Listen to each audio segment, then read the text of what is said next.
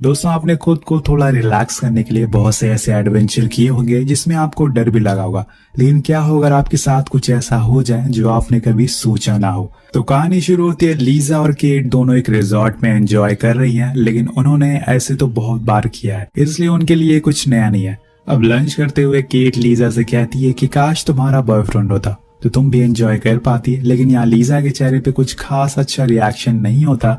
वो हंसती तो है लेकिन एक झूठी हंसी। अब दोनों सो जाते हैं और देर रात केट की जब आंख खुलती है तो वो देखती है कि उसके साइड में लीजा नहीं है। वो बाहर जाकर चेक करती है तो उसे पता चलता है कि वो तो पूल के पास बैठकर रो रही है। पहले तो वो उसे चुप कराती है और उसके पीछे की वजह पूछती है। वो बताती है कि स्टुअर्ट ने मुझे छोड़ दिया, जो कि उसका बॉयफ्रेंड है, और उसका कहना था कि मैं बहुत ही बोरिंग किस्म के इंसान हूँ। मैंने उसे बहुत समझाया लेकिन उसने मेरी बात नहीं मानी। अपनी दोस्त को उदास देखकर वो उसे क्लब में ले जाती है ताकि उसका मूड फ्रेश हो सके। अब वहाँ उन्हें हैरियर और पॉल नाम के दो लड़के मिलते हैं, लेकिन वो बहुत ही नशे में थे, इसलिए अगले दिन वो फिर से मिलते हैं और दोनों लड़के इन्हें वीकेंड प्लान के बारे में पूछते हैं। लेकिन इनका कुछ खास प्लान नहीं होता। वो लड़के बताते हैं कि हम हर साल यहाँ पर आते हैं ताकि हम शार्क केज वाली एक्टिविटी कर सके। बेसिकली दोस्तों, इस एक्टिविटी में इंसान को एक केज में बंद कर दिया जाता है और फिर उसे ओशियन के नीचे डाला जाता है, जहाँ पर जाकर वो इन शार्क को बहुत ही करीब से देख पाते हैं और डर का भी एहसास ले पाते हैं। तो मतलब डर के साथ एंजॉयमेंट भी होती है।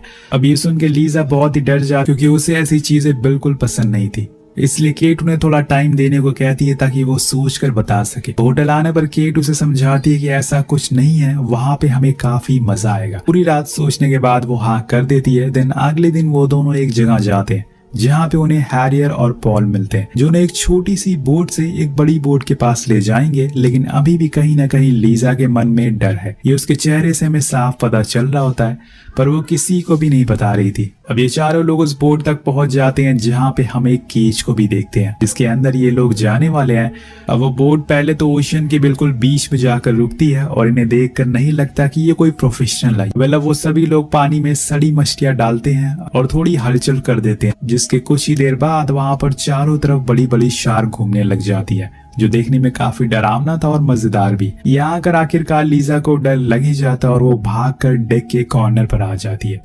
उसे ढूंढते हुए केट भी वहां पहुंच जाती है और उसे बताती है कि अगर तुमने ये कर लिया तो आगे से स्टुअर्ट क्या कोई भी लड़का तुम्हें ये नहीं कहेगा कि तुम एक बोरिंग लड़की हो। उसे मोटिवेट करती है और जिसे आखिरकार वो मान जाती है। लेकिन पहले हैरियर और पॉल नीचे जाते हैं ताकि उन दोनों को देखकर इन्हें थोड़ा हौसला मिल सके। वो दोनों आराम से नीचे जाते हैं और कुछ ही देर बाद सही सलामत ऊपर आ जाते हैं। और अब बारी थी इन दोनों लड़कियों की। तो पहले ये सूट पहनते हैं और इसके बाद ट्राल नाम का आदमी इन्हें इंस्ट्रक्शन में बताता है कि अगर ऑक्सीजन 20 लेवल से नीचे हो गई तो मुझे सूट में लगे माइक्रोफोन से कनेक्ट करना और फिर मैं तुम्हें उसी समय ऊपर खींच लूंगा। और दूसरी चीज, नीचे जाने के बाद ऑक्सीजन आराम से लेना, वरना तुम्हारा सिलेंडर जल्दी ही खत्म हो जाएगा। लीजा थोड़ी थोड़ी अभी भी डरी हुई थी, लेकिन इंस्ट्रक्टर उसे भरोसा दिलाता है कि कुछ नहीं होगा। नीचे जाने से पहले केट हैरियर का कैमरा ले लेती है कि वो नीचे जाकर कुछ फोटोज को ले सके, जिसके बाद वो दोनों नीचे जाने लगते हैं जहां उन्हें समुंदर की खूबसूरती को देखने का मौका मिलता है। लीजा को थोड़ा डर लग रहा था, लेकिन केट इस चीज को एंजॉय कर रही थी। उसे अपने चारों तरफ पानी देखकर बहुत ही अच्छा लग रहा था। कुछ ही समय बाद वहां पर शार्क भी आ जाती हैं, लेकिन वो इन्हें कुछ नहीं करती क्योंकि ये लोग तो केज में बंद थे। केट अब फोटोज क्लिक करना शुरू करती है, लेकिन उसी दौरान जल्दबाजी में उनके हाथ से वो कैमरा गिर जाता है। पर वो इस बात पर ज्यादा गौर नहीं करती और मोमेंट को एंजॉय करने लगती है। लेकिन तभी अचानक से उन्हें एक झटका लगता है, जिससे उन्हें पता चलता है कि उनकी वायर स्लिप हो गई है। इस वजह से लीजा को अब डर लगने लगा था। वो फौरन केट को ऊपर चलने को बोलती है, तो वो ट्रैल को बोलकर केज को ऊपर खींचने को कहती है। इसलिए वो उन्हें फौरन ऊपर खींचने लगता है, लेकिन तभी एक हादसा हो जाता है। इनकी वायर और उसको सपोर्ट करने वाली क्रेन दोनों ही टूट जाती है, जिससे कि इनका केज सीधे जाकर समुंदर की गहराई से टकरा जाता है, जो कि तकरीबन 47 मीटर डाउन था। लेकिन इससे ज्यादा खतरे की बात ये थी, जिस स्क्रीन से ये लोग बंधे हुए थे वो सीधा इनके गेट के पास आकर गिरती है। मतलब अब गेट को खोल पाना बहुत ही मुश्किल है, वो पूरी तरीके से लॉक हो चुका है। अब इनके झटके से नीचे गिरने की वजह से दोनों को थोड़ी मोड़ी चोट भी आती है। साथ में वो कुछ देर के लिए बेहोश भी हो गए थे। थोड़ी देर बाद सबसे पहले केट को होश आता है, तो वो अपने चारों ओर देखती है कि कोई शार्क तो नहीं है, और फिर फौरन लीजा को उठाती है और यहाँ से बाहर निकलने को कहती है। लेकिन वो तो बहुत ज्यादा डरी हुई थी। एक तो उसे यहाँ आने से पहले ही डर लग रहा था और अब ये सब होने के बाद वो सदमे में चली गई थी। लेकिन केट यहाँ उसे समझाती है कि अगर तुम ज्यादा पैनिक करोगी तो तुम्हारी ऑक्सीजन बहुत जल्दी खत्म हो जाएगी, इसलिए बेहतर है कि तुम आराम आराम से सांस लो और परेशान मत हो, मैं कुछ करती हूँ। अब केट बाहर जाने का रास्ता देखती है, पर उनके रास्ते में वो क्रेन अटकी हुई थी जिसे हटाने के लिए उन्हें केज से बाहर जाना होगा। अगर ऐसा किया तो वो शार्क उन्हें खा जाएगी और अगर ऐसा नहीं किया तो ये लोग नीचे ही मारे जाएंगे। उन्हें बाहर जाना ही होगा क्योंकि अब उनका ट्रायल से कनेक्शन भी टूट चुका है। अब केट फैसला करती है कि वो बाहर जाएगी अपने ऑक्सीजन सिलेंडर को यहीं पर उतार कर, ताकि वो उन केज के रॉड के बीच से बाहर जा सके। ऐसे ही करती है, लेकिन उसका मुंह फंस जाता है क्योंकि उसका मास्क बहुत ही बड़ा था और अब उसे अपना मास्क भी उतारना पड़। देन वो बाहर आती है और फौरन अपने मास्क को पहन लेती है। अब वो क्रेन को हटाने की कोशिश करती है, लेकिन वो बहुत ही भारी थी, तो लीजा उसकी मदद करती है और दोनों मिलकर उसे वहां से हटा देते हैं। जिसके बाद उनका केज का गेट खुल जाता है, यानी कि एक चीज तो हो गई है।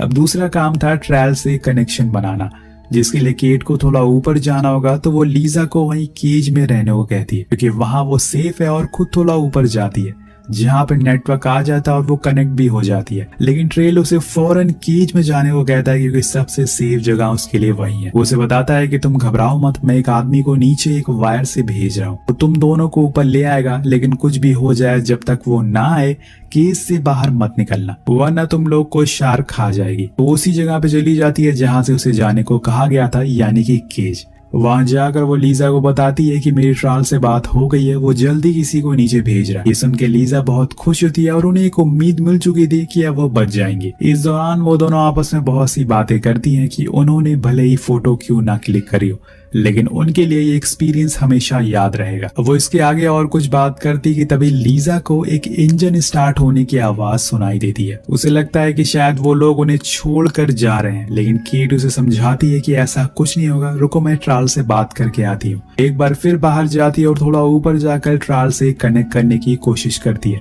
लेकिन वो कुछ कह पाती कि तभी उसे अपने आसपास कुछ महसूस होता है और ये असल में हैमबग व्हेल थी जो एक याच के बराबर होती है और वो जस्ट उसके पीछे ही थी। अब केट फौरन केज की ओर बढ़ती है क्योंकि अगर वो ऐसी अकेली रही तो कुछ ही देर में वो उसे खा जाएगी, इसलिए बेहतर है कि वो वापस केज में आ जाए। लेकिन यहाँ लीजा बहुत ही ज्यादा पैनिक कर रही थी। उसे लग रहा था कि वो लोग उन्हें छोड़कर चले गए हैं, बट लीजा बार बार उसे समझाने की कोशिश करती है कि हमें कुछ नहीं होगा, वो हमें छोड़कर नहीं जाएंगे। उसी दौरान उनकी नजर ऑक्सीजन मीटर पर पड़ती है जिसमें केट की 30 थी और लीजा की 80 ऑक्सीजन लेवल बची थी, यानी कि अगर एक बार और केट बाहर गई तो ऑक्सीजन खत्म हो जाएगी। इसलिए उसे अब यहीं रहना होगा और लीजा को बाहर जाना होगा। लेकिन वो इतनी ज्यादा डरी हुई है कि अपनी जगह से हिल भी नहीं पा रही है।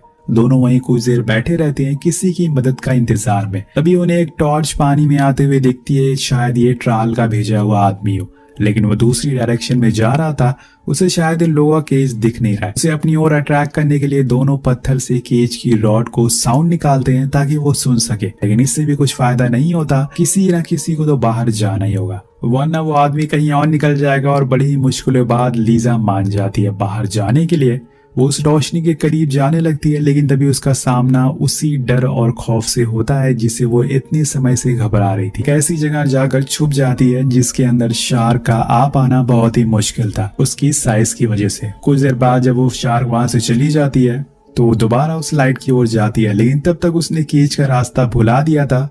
पर पहले उसे उस आदमी को ढूंढना होगा। थोड़ी देर बाद वो उसे लाइट मिल जाती है, लेकिन उसके साथ असल में एक लाश थी जो कि थी हैरियर की, जिसे देखकर लीजा पूरी तरीके से डर जाती है क्योंकि ऐसा कुछ हो जाएगा उसने सोचा भी नहीं था। लेकिन अगर वो बस यही सोचती रही तो उन दोनों का भी यही हाल हो जाएगा। इसलिए वो फौरन उसकी केबल को बाहर निकालती है और वो केट से कांटेक्ट करती है जो उसे केज का रास्ता बताती है। ऐसे ही करते हुए वो वहां तक पहुंच जाती है और केबल को केज से बांध देती है। अब इसके आगे यह काम था ट्रेल का, लेकिन उससे पहले उन्हें बताना होगा कि उसने केबल को अटैच कर दिया है। तो वो थोड़ा ऊपर जाकर उसे बात करती है और ये भी बताती है कि हैरियर की मौत हो चुकी है। ये सुन के ट्रेल फौरन उसे केज में जाने को कहता है क्योंकि अब उसकी लाश के पास बहुत सी शार्क आएंगी जो इनके लिए काफी बड़ा खतरा भी बन सकती है। इसलिए फौरन वो केज में आ जाती है, जिसके कुछ देर बाद उन्हें ऊपर खींचा जाता है। और सबसे ज्यादा खुश लीजा थी क्योंकि उसने ऐसा कुछ एक्सपीरियंस पहली बार किया था। धीरे धीरे करके ये लोग ऊपर जा रहे थे और कुछ ही देर में ये 26 मीटर ऊपर आ जाते हैं। लेकिन अगर इतनी जल्दी कहानी खत्म हो गई तो मजा कैसे आएगा। दोस्तों यहाँ हो जाती है एक ऐसी चीज जो ना तो आपने और ना ही इन दोनों लड़कियों ने सोची थी। दरअसल जिस रोप से इन्हें खींचा जा रहा था वो बीच से अलग हो जाती है, जिससे ये पिछली बार से ज्यादा तेजी से नीचे आकर गिरते हैं। मतलब कि किस्मत ही खराब है इनकी। और इस बारी लीजा का पैर केज के नीचे आ जाता है, जिससे कि अब वो फंस चुकी थी और इस चीज से उसे बहुत ही ज्यादा दर्द होता है। वो बहुत चिल्लाती है, इसलिए केट फौरन उसका पैर को बाहर निकालने लगती है, लेकिन अफसोस कि ऐसा हो नहीं पाता है। उसे ऐसे ही बैठे रहना पड़ेगा जब तक वो बाहर नहीं आ जाते। वेल उसके लिए एक मुसीबत कम नहीं होती कि दूसरी भी आ जाती है। केट चेक करती है कि उसका ऑक्सीजन लेवल अब 5 पर हो गया और लीजा का 45 पर। उसे अब 5% ऑक्सीजन के साथ बाहर जाना होगा, क्योंकि ट्रेल को बताना पड़ेगा कि रोप टूट गई है। तो एक बार फिर से बाहर जाती है, लीजा को वैसी हालत में छोड़कर, और ट्रेल से कनेक्ट करती है। तो ट्रेल उन्हें हौसला रखने को कहता है और बताता है कि वो ऑक्सीजन सिलेंडर नीचे फेंक रहा है। तब तक वो केज में ही रहे और वो फौरन लीजा के पास आ जाती है और दोनों एक दूसरे का हाथ पकड़कर बैठ जाते हैं, क्योंकि ऐसे मौके पर अगर आपने हिम्मत खो दी तो आप वहीं मारे जाएंगे। इसलिए बेहतर होगा कि एक दूसरे का हौसला बढ़ाते रहे। ये दोनों भी ऐसे ही करते हैं और इन्हें बस अब ऑक्सीजन का इंतजार था, ताकि जब तक इन्हें रेस्क्यू नहीं किया जाता इनकी सांसें चलती रहे। और कुछ देर बाद इन्हें ऊपर से सिलेंडर आते हुए दिख जाता है, जिसे लेने केट को बाहर जाना पड़ता है। लेकिन बीच में युग से ऑक्सीजन खत्म हो जाती है, तो उसे वहीं बाहर ही अपना सिलेंडर चेंज करना पड़ता है। उसी दौरान लीजा को कुछ दिखाई देता है। ये असल में एक शार्क थी जो उनकी तरफ आ रही थी, इसलिए वो फौरन केट को कहती है कि वो वहीं उसके पास वाली चट्टान के पास छुप जाए। वो तुरंत ही वहां बैठ जाती है और उसके ऊपर से वो शार्क गुजर जाती है।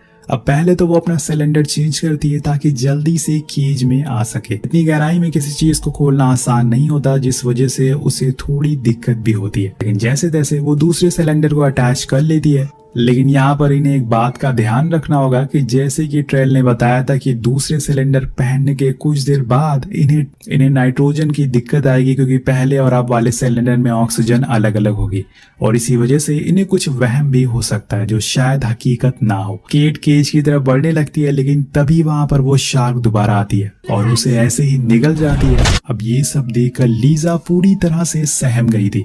उसे कुछ समझ ही नहीं आया कि असल में अभी अभी उसके साथ क्या हुआ। लेकिन सच्चाई यही थी कि केट अब मर चुकी है। जी है तो सिर्फ लीजा, जिसका पैर पहले से ही केज के नीचे फंसा हुआ है। कुछ देर तक तो वो कुछ रिएक्ट नहीं करती, क्योंकि उसे यकीन ही नहीं हो रहा था कि केट उसकी आंखों के सामने मारी गई है। लेकिन धीरे धीरे उसकी ऑक्सीजन भी खत्म हो रही थी, इसलिए वो छोटे से डंडे की मदद से बाहर पड़े ऑक्सीजन सिलेंडर को अपने करीब लाने की कोशिश करती है। लेकिन वो अभी भी इससे दूर था और यहाँ उसकी ऑक्सीजन लेवल भी अब तेजी से खत्म हो रही थी। तब तक उसे वो सिलेंडर मिल जाता और वो उसे लगा लेती है और लंबी सांस लेती। लेकिन इसके आगे वो क्या करेगी, उसका पैर भी अटका हुआ है। तभी एक चमत्कार होता है, उसके सामने केट आ गई थी जो कि अभी भी जिंदा थी। उसे देखकर लीजा बहुत ज्यादा खुश होती है और गले से लगा लेती है, क्योंकि अब वही है जो उसकी जान बचा सकती है। सबसे पहले तो वो उसके पैर को बाहर निकालती है, देन वो उसे लेकर ऊपर जाना शुरू करती है, क्योंकि अब उन्हें ऊपर अकेले ही जाना है। और ट्रेल उन्हें इंस्ट्रक्शन दे रहा होता है कि तुम लोगों के बीच में थोड़ा सा रुकना पड़ेगा, वरना तुम्हारे ब्रेन में बबल बन जाएगा। इसलिए थोड़े ऊपर जाने के बाद ये एक जगह पर रुक जाते हैं, जिसे ट्रेल ने नीचे भेजा था। जिस जगह पर ये लोग रुके थे वहां केट देखती है कि आसपास अब 3 शार्क आ चुकी है, तो पूरी तरीके से घिर चुके हैं। अब उन्हें ऊपर जाना ही होगा। सबसे पहले तो वो उन शार्क को फ्लेयर से डराने की कोशिश करती हैं, जिससे 2 तो चली जाती हैं, लेकिन एक अभी भी यही थी। दोनों लड़कियां डिसाइड करती हैं कि वो अपना मास्क और सिलेंडर दोनों नीचे फेंक देंगी ताकि वजन कम हो जाए और तेजी से ऊपर जा सके। तो फौरन उसे उतार कर फेंक देती हैं और ऊपर सतह पर आ जाती हैं। उन्हें देखकर बाकी लोग बहुत खुश थे और जल्दी से उन्हें अपनी तरफ खींचने लगते हैं, जिसके बाद उन्हें बोट पर खींच लिया जाता है। लेकिन अहम मौके पर एक शार्क आकर केट के पैर को पकड़ लेती है और खींचकर पानी में ले जाती है। लेकिन उसने हार नहीं मानी थी, वो उसकी आंखों पर वार करती है, जिससे कि वो दर्द के मारे उसे छोड़ देती है। जिसके बाद उसे भी ऊपर खींच लिया जाता है, पर उसकी हालत बहुत ही ज्यादा खराब थी। उसका पूरा पैर जख्मी हो चुका था।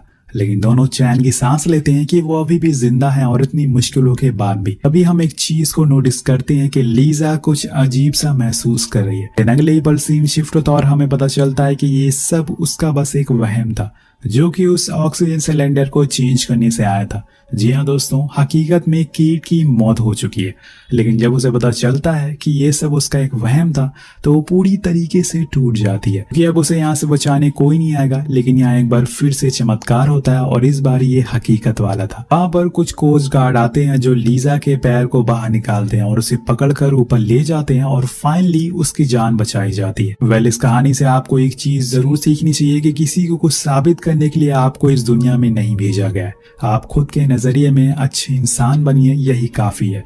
अगर लीजा ने अपने बॉयफ्रेंड को प्रूफ करने के लिए नहीं किया होता तो उसकी दोस्त आज जिंदा होती और इसी के साथ ये कहानी यही खत्म हो जाती। अगर आपने कोई ऐसा एडवेंचर किया है तो नीचे कमेंट करके हमें जरूर बताएं।